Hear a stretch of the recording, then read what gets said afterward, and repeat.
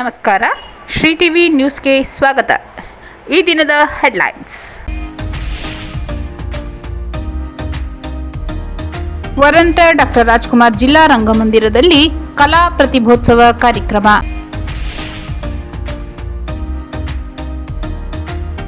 ಬೆಳಗಾವಿಯಲ್ಲಿ ನಡೆಯುತ್ತಿರುವ ಚಳಿಗಾಲದ ಅಧಿವೇಶನದಲ್ಲಿ ಬಿಳಿಗಿರಿ ರಂಗನ ಬೆಟ್ಟದ ಸಮಗ್ರ ಅಭಿವೃದ್ಧಿಗೆ ಎಆರ್ಕೆ ಆಗ್ರಹ.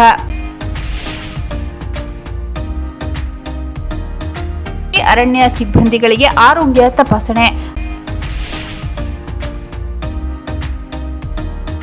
ಕರ್ನಾಟಕ ಸೇನಾಪಡೆ ವತಿಯಿಂದ ಪಚ್ಚೆ ದೊಡ್ಡಿ ವಿದ್ಯಾರ್ಥಿಗಳಿಗೆ ವಾಹನ ವ್ಯವಸ್ಥೆ ಕಲ್ಪಿಸಲು ಆಗ್ರಹಿಸಿ ಪ್ರತಿಭಟನೆ. ಈಶ್ವರ ಬೆಟ್ಟದ ಕಾಡಂಚಿನ ಗ್ರಾಮಗಳಿಗೆ ಮೂಲಸೌಕರ್ಯ ಒದಗಿಸುವಂತೆ ಕರ್ನಾಟಕ ಸೇನಾಪಡೆ ವತಿಯಿಂದ ಆಗ್ರಹ.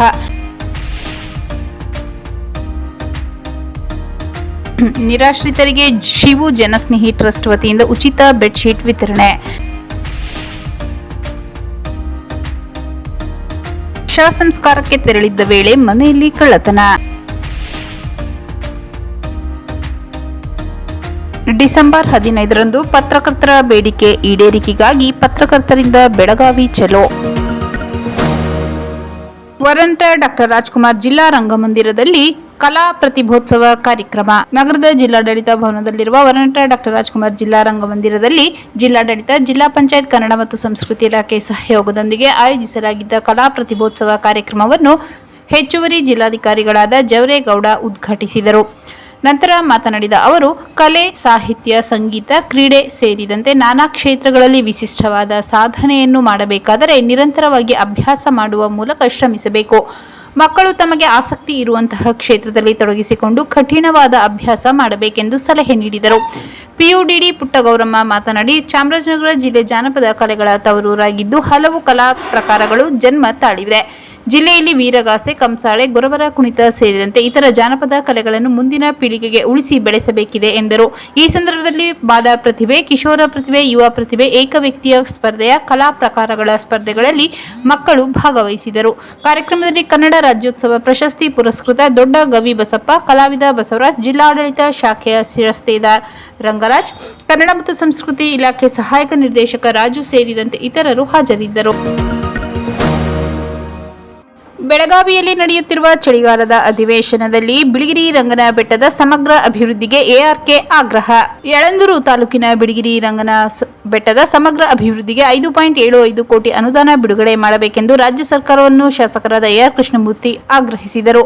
ಬೆಳಗಾವಿಯಲ್ಲಿ ನಡೆಯುತ್ತಿರುವ ಚಳಿಗಾಲದ ಅಧಿವೇಶನದಲ್ಲಿ ಮಾತನಾಡಿದ ಅವರು, ಬಿಳಿಗಿರಿ ರಂಗನ ಬೆಟ್ಟವು ಅರಣ್ಯ ಪ್ರದೇಶವಾಗಿದ್ದು ಪ್ರಸಿದ್ಧ ಯಾತ್ರಾ ಸ್ಥಳಗಳನ್ನು ಒಳಗೊಂಡಿರುವುದರಿಂದ ದೇಶ ವಿದೇಶಗಳಿಂದ ಪ್ರತಿ ವರ್ಷ ಲಕ್ಷಾಂತರ ಪ್ರವಾಸಿಗರು ಇಲ್ಲಿಗೆ ಆಗಮಿಸುತ್ತಾರೆ. ಇಂತಹ ಪ್ರಮುಖ ಪ್ರವಾಸಿ ತಾಣವಾಗಿದ್ದರೂ ಇಲ್ಲಿ ಸೂಕ್ತ ಬಸ್ ತಂಗುದಾಣವಿಲ್ಲ. ಹಲವು ವರ್ಷಗಳಿಂದ ನಿರ್ಲಕ್ಷ್ಯಗೊಂಡಿರುವ ವೀಕ್ಷಣಾ ಗೋಪುರ, ದಾಸೋಹ ಭವನ ಸೇರಿದಂತೆ ಮೂಲ ಸೌಕರ್ಯ ಒದಗಿಸಬೇಕೆಂದು ಮನವಿ ಮಾಡಿದರು.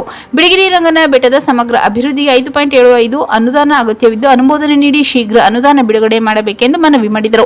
ಇದಕ್ಕೆ ಉತ್ತರಿಸಿದ ಕಾನೂನು ಮತ್ತು ಸಂಸದೀಯ ಇಲಾಖೆ ಸಚಿವ ಎಚ್.ಕೆ. ಪಾಟೀಲ್, ಬಿಳಿಗಿರಿ ರಂಗನ ಬೆಟ್ಟದ ಅಭಿವೃದ್ಧಿಗೆ ಸರ್ಕಾರ ವಿಶೇಷ ಗಮನ ಹರಿಸಿದ್ದು ಈ ಯೋಜನೆಗೆ ಸಂಬಂಧಿಸಿದಂತೆ ಈಗಾಗಲೇ 25 ಲಕ್ಷ ರು ಡಿಪಿಆರ್ ಸಿದ್ಧಪಡಿಸಲಾಗಿದ್ದು ಅಗತ್ಯ ಅನುದಾನ ಬಿಡುಗಡೆ ಮಾಡುವ ಕುರಿತು ರಾಜ್ಯ ಸರ್ಕಾರ ಗಂಭೀರವಾಗಿ ಚಿಂತನೆ ನಡೆಸುತ್ತಿದೆ ಎಂದರು. ಮುಂದಿನ ಬಜೆಟ್ನಲ್ಲಿ ಈ ಯೋಜನೆಗೆ ಪೂರ್ಣ ಅನುದಾನ ನೀಡುವುದಾಗಿ ಭರವಸೆ ನೀಡಿದರು. ಅರಣ್ಯ ಸಿಬ್ಬಂದಿಗಳಿಗೆ ಆರೋಗ್ಯ ತಪಾಸಣೆ. ಹನೂರು ತಾಲೂಕಿನ ಕೌದಳ್ಳಿ ಗ್ರಾಮದ ಅರಣ್ಯ ವಿಶ್ರಾಂತಿ ಗೃಹದಲ್ಲಿ PFWCK, people for forest wildlife conservation of Karnataka ಹಾಗೂ ಜಿಲ್ಲಾ ಆರೋಗ್ಯ ಮತ್ತು ಕುಟುಂಬ ಕಲ್ಯಾಣ ಇಲಾಖೆ ಸಹಯೋಗದೊಂದಿಗೆ ಅರಣ್ಯ ಇಲಾಖೆ ಅರಣ್ಯ ರಕ್ಷಕ ಸೈನಿಕರಿಗೆ ನೇತ್ರ ಮತ್ತು ಆರೋಗ್ಯ ತಪಾಸಣಾ ಶಿಬಿರವನ್ನು ಉದ್ಘಾಟಿಸಿ ಮಾತನಾಡಿದ range forest officer Rampur wild life Kowdalli range Madesh ತಿಳಿಸಿದರು. ಪ್ರತಿಯೊಬ್ಬರಿಗೂ ಆರೋಗ್ಯ ಬಹಳ ಮುಖ್ಯ. ಆರೋಗ್ಯವಂತರಾಗಿರಲು ಪ್ರತಿ ತಿಂಗಳಿಗೊಮ್ಮೆ ಆರೋಗ್ಯ ತಪಾಸಣೆ ಮಾಡಿಸಿಕೊಳ್ಳುವುದು ಮುಖ್ಯ. ಮನುಷ್ಯನಿಗೆ ಯಾವ ಸಮಯದಲ್ಲಿ ಆರೋಗ್ಯ ಕೆಡುತ್ತದೆ ಎಂದು ತಿಳಿಯುವುದು ಕಷ್ಟಕರ. ಇಲಾಖೆ ವತಿಯಿಂದ ನಡೆಸುವ ಆರೋಗ್ಯ ಶಿಬಿರಗಳಲ್ಲಿ ಭಾಗವಹಿಸಿ ಚಿಕಿತ್ಸೆ ಪಡೆದುಕೊಳ್ಳಬೇಕೆಂದು ಹೇಳಿದರು. ಪರಿಸರ ಪ್ರೇಮಿ ಹಾಗೂ ಕಲಾವಿದ ಅರುಣ್ ಕುಮಾರ್ ಪ್ರಾಸ್ತಾವಿಕವಾಗಿ ಮಾತನಾಡಿ, ಕರ್ನಾಟಕದಲ್ಲಿ ಹಲವಾರು ಎನ್ಜಿಒಗಳು ಉತ್ತಮ ಸೇವೆ ನಿರ್ವಹಿಸುತ್ತಿದೆ. ಚಾಮರಾಜನಗರ ಜಿಲ್ಲೆಯ ಗಡಿ ಭಾಗವಾದ ಗ್ರಾಮಗಳಲ್ಲಿ ಜನರಿಗೆ ಅನುಕೂಲವಾಗುವಂತೆ ಆರೋಗ್ಯ ತಪಾಸಣಾ ಶಿಬಿರ ನಡೆಸುತ್ತಿರುವುದು ಶ್ಲಾಘನೀಯ. ಕಾಡು ಪ್ರದೇಶದ ಜನರು ಆಸ್ಪತ್ರೆಗಳಿಗೆ ಹೋಗಬೇಕಾದರೆ ಬಹಳಷ್ಟು ದೂರ ನಡೆದು ಹೋಗಬೇಕು. ಆಸ್ಪತ್ರೆ ಉತ್ತಮ ವೈದ್ಯರು ಗ್ರಾಮೀಣ ಭಾಗಗಳಿಗೆ ಬಂದು ಸೇವೆ ನೀಡುತ್ತಿರುವುದು ಸಂತೋಷವಾಗಿದೆ ಎಂದರು. ಕಾರ್ಯಕ್ರಮದ ಅಧ್ಯಕ್ಷತೆಯನ್ನು ಹನೂರು ತಾಲೂಕು ಆರೋಗ್ಯ ಅಧಿಕಾರಿ ಡಾಕ್ಟರ್ ಪ್ರಕಾಶ್ ವಹಿಸಿದ್ದರು. ಸಂಸ್ಥೆಯ ಕಾರ್ಯದರ್ಶಿಗಳಾದ ಭರತ್ ಎಂಎಸ್ ಹಾಗೂ ಸಂಘಟನೆ ಮತ್ತು ನಿರ್ವಹಣೆ ಸಿ ಪ್ರವೀಣ್, ದೇವಾನಂದ್, ಚಂದನ್ ಕುಮಾರ್ ಭಾಗವಹಿಸಿದ್ದರು. ಆರೋಗ್ಯ ಶಿಬಿರದಲ್ಲಿ 65 ಅರಣ್ಯ ರಕ್ಷಕ ಸಿಬ್ಬಂದಿ ವರ್ಗದವರಿಗೆ ರಕ್ತ ಪರೀಕ್ಷೆ, ಕ್ಷ ಕಿರಣ ವ್ಯವಸ್ಥೆ ಹಾಗೂ ನೇತ್ರ ಚಿಕಿತ್ಸೆ ನಡೆಯಿತು. ಕರ್ನಾಟಕ ಸೇನಾಪಡೆ ವತಿಯಿಂದ ಪಚ್ಚೆ ದೊಡ್ಡಿ ವಿದ್ಯಾರ್ಥಿಗಳಿಗೆ ವಾಹನ ವ್ಯವಸ್ಥೆ ಕಲ್ಪಿಸಲು ಆಗ್ರಹಿಸಿ ಪ್ರತಿಭಟನೆ. ಚಾಮರಾಜನಗರದಲ್ಲಿ ಹನೂರು ತಾಲೂಕಿನ ಪಚ್ಚೆ ದೊಡ್ಡಿ ಗ್ರಾಮಕ್ಕೆ ರಸ್ತೆ ಹಾಗೂ ವಿದ್ಯಾರ್ಥಿಗಳು ಶಾಲೆಗೆ ಹೋಗಲು ವಾಹನದ ವ್ಯವಸ್ಥೆ ಇಲ್ಲದೆ 7 ರಿಂದ 8 ಕಿಲೋಮೀಟರ್ ವರೆಗೆ ನಡೆದುಕೊಂಡು ಹೋಗಬೇಕು. ಆದ್ದರಿಂದ ವಾಹನದ ವ್ಯವಸ್ಥೆ ಮಾಡಬೇಕೆಂದು ಒತ್ತಾಯಿಸಿ ಕರ್ನಾಟಕ ಸೇನಾಪಡೆ ವತಿಯಿಂದ ಪ್ರತಿಭಟನೆ ನಡೆಸಲಾಯಿತು. ನಗರದ ಶ್ರೀ ಭುವನೇಶ್ವರಿ ವೃತ್ತದಲ್ಲಿ ಕರ್ನಾಟಕ ಸೇನಾಪಡೆ ಅಧ್ಯಕ್ಷ ಚಾರಾಮ್ ಶ್ರೀನಿವಾಸ್ ಗೌಡ ಅವರ ನೇತೃತ್ವದಲ್ಲಿ ಜಮಾಯಿಸಿದ ಪ್ರತಿಭಟನಾಕಾರರು ರಾಷ್ಟ್ರೀಯ ಹೆದ್ದಾರಿ ತಡೆದು ಧಿಕ್ಕಾರದ ಘೋಷಣೆಗಳನ್ನು ಕೂಗಿ ಆಕ್ರೋಶ ಹೊರಹಾಕಿದರು. ಮಹದೇಶ್ವರ ಬೆಟ್ಟದ ಕಾಡಂಚಿನ ಗ್ರಾಮಗಳಿಗೆ ಮೂಲ ಸೌಕರ್ಯ ಒದಗಿಸುವಂತೆ ಕರ್ನಾಟಕ ಸೇನಾಪಡೆ ವತಿಯಿಂದ ಆಗ್ರಹ. ಮಲೆ ಮಹದೇಶ್ವರ ಬೆಟ್ಟದ ಕಾಡಂಚಿನ ಗ್ರಾಮಗಳಿಗೆ ಮೂಲ ಸೌಕರ್ಯ ಒದಗಿಸುವಂತೆ ಆಗ್ರಹಿಸಿ ನಗರದಲ್ಲಿ ಕರ್ನಾಟಕ ಸೇನಾಪಡೆ ವತಿಯಿಂದ ಪ್ರತಿಭಟನೆ ನಡೆಸಲಾಯಿತು. ನಗರದ ಭುವನೇಶ್ವರಿ ವೃತ್ತದಲ್ಲಿ ಜಮಾವಣೆಗೊಂಡ ಕನ್ನಡ ಸಂಘಟನೆಗಳ ಕಾರ್ಯಕರ್ತರು ರಾಜ್ಯ ಸರ್ಕಾರದ ವಿರುದ್ಧ ಘೋಷಣೆ ಕೂಗಿ ಆಕ್ರೋಶ ಹೊರಹಾಕಿದರು. ಕರ್ನಾಟಕ ಸೇನಾಪಡೆ ರಾಜ್ಯಾಧ್ಯಕ್ಷ ಚಾರಂ ಶ್ರೀನಿವಾಸ್ ಗೌಡ ಮಾತನಾಡಿ, ಮಲೆ ಮಹದೇಶ್ವರ ಬೆಟ್ಟದ ಕಾಡಂಚಿನ ಗ್ರಾಮಸ್ಥರು ಅನಾರೋಗ್ಯಕ್ಕೀಡಾದರೆ ಬೆಟ್ಟ ಗೂಡಗಳನ್ನು ಹತ್ತಿ ಹಿಡಿದು ಮಹದೇಶ್ವರ ಬೆಟ್ಟದ ಸಾರ್ವಜನಿಕ ಆಸ್ಪತ್ರೆಗೆ ಹೋಗಿ ಚಿಕಿತ್ಸೆ ಪಡೆಯುವ ಅನಿವಾರ್ಯತೆ ಇದೆ. ಉತ್ತಮ ರಸ್ತೆಗಳಂತೂ ಅಲ್ಲಿಯ ಜನರ ಪಾಲಿಗೆ ಗಗನ ಕುಸುಮವಾಗಿದೆ. ಕಳೆದ ಏಪ್ರಿಲ್ 24ರಂದು ಮಲೆ ಮಹದೇಶ್ವರ ಬೆಟ್ಟದಲ್ಲಿ ಮುಖ್ಯಮಂತ್ರಿ ಸಿದ್ದರಾಮಯ್ಯ ಅವರು ತಮ್ಮ ಸಚಿವ ಸಂಪುಟದ ಸಹೋದ್ಯೋಗಿಗಳ ಜೊತೆ ಸಂಪುಟ ಸಭೆ ನಡೆಸಿ ಹೋಗಿದ್ದಾರೆ. ಆದರೂ ಕಾಡಂಚಿನ ಗ್ರಾಮದ ಜನರ ಸ್ಥಿತಿ ಶೋಚನೀಯವಾಗಿದೆ.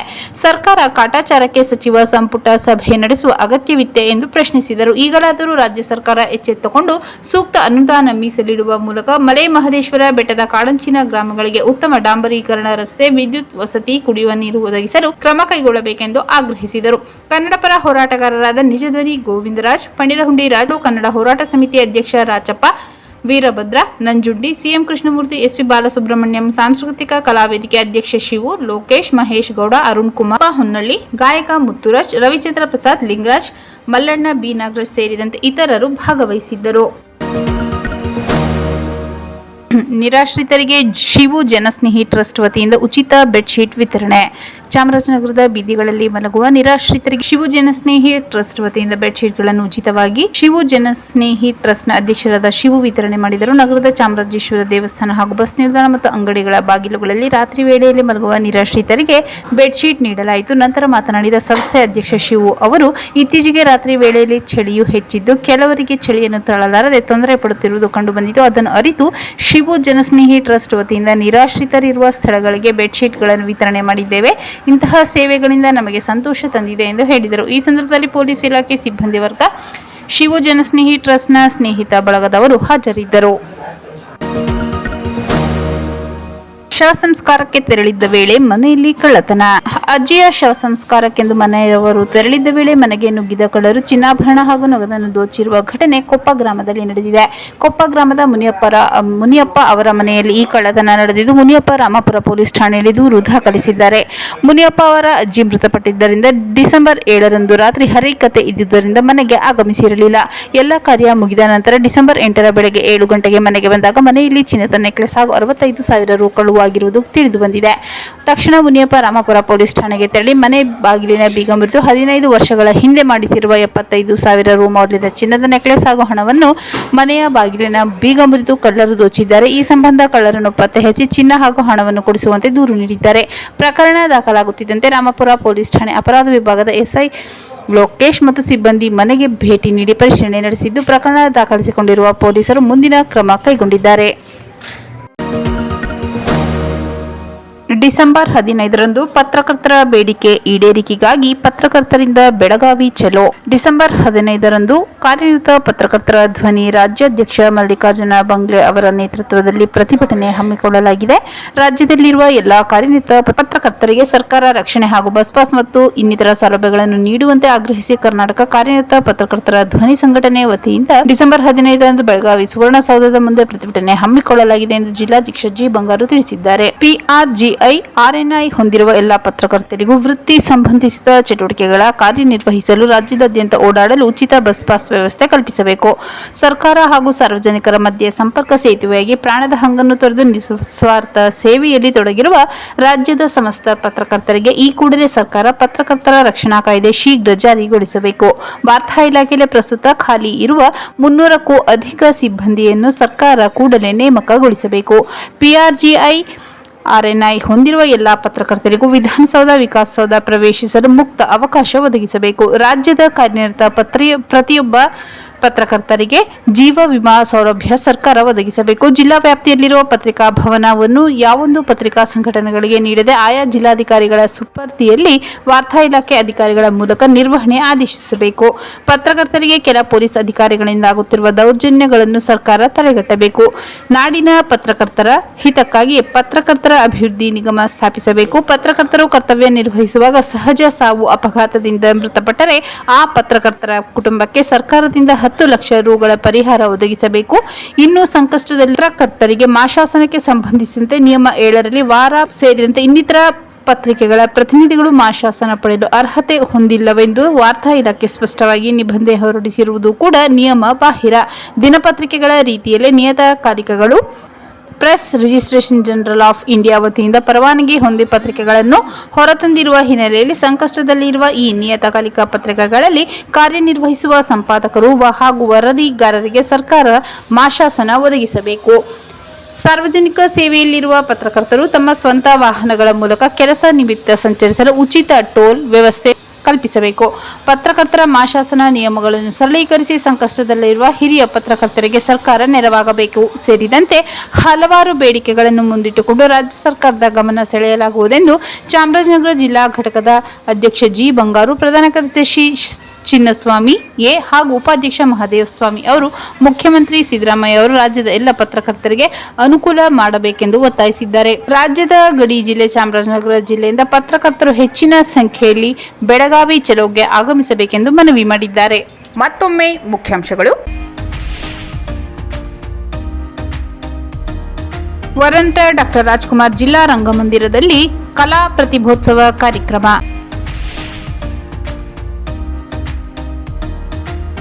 ಬೆಳಗಾವಿಯಲ್ಲಿ ನಡೆಯುತ್ತಿರುವ ಚಳಿಗಾಲದ ಅಧಿವೇಶನದಲ್ಲಿ ಬಿಳಿಗಿರಿ ರಂಗನ ಬೆಟ್ಟದ ಸಮಗ್ರ ಅಭಿವೃದ್ಧಿಗೆ ARK ಆಗ್ರಹ.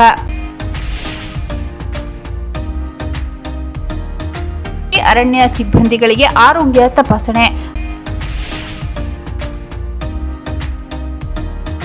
ಕರ್ನಾಟಕ ಸೇನಾಪಡೆ ವತಿಯಿಂದ ಪಚ್ಚೆ ದೊಡ್ಡಿ ವಿದ್ಯಾರ್ಥಿಗಳಿಗೆ ವಾಹನ ವ್ಯವಸ್ಥೆ ಕಲ್ಪಿಸಲು ಆಗ್ರಹಿಸಿ ಪ್ರತಿಭಟನೆ.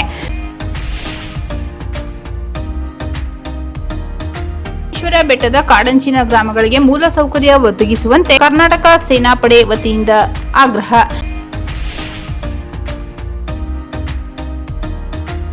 ನಿರಾಶ್ರಿತರಿಗೆ ಶಿವು ಜನಸ್ನೇಹಿ ಟ್ರಸ್ಟ್ ವತಿಯಿಂದ ಉಚಿತ ಬೆಡ್ಶೀಟ್ ವಿತರಣೆ.